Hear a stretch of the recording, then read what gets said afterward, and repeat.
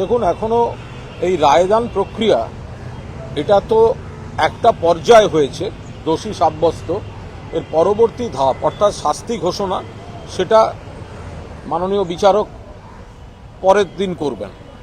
এ বিষয়ে এখনই সম্পূর্ণ উপসংহারমূলক কোনো মন্তব্য করার বিশেষ অবকাশ নেই, এটা আদালতের বিষয়।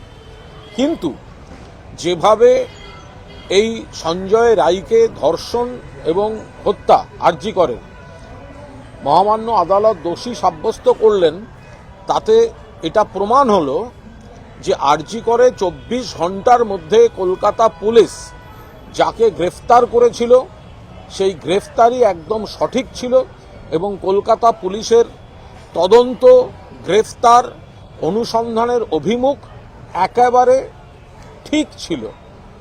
এবং পরবর্তীকালে যারা বলেছিলেন উই ওয়ান্ট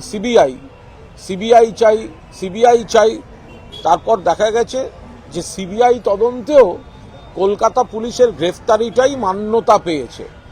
তা এখন কিছু লোক তখন যারা সিবিআই চাই বলছিলেন, এখন ইদানিং বলছেন সিবিআই তাদের পছন্দ হচ্ছে না। এরা রাজনৈতিক বিভ্রান্তি ছড়াচ্ছিলেন, একটা খারাপ ঘটনা।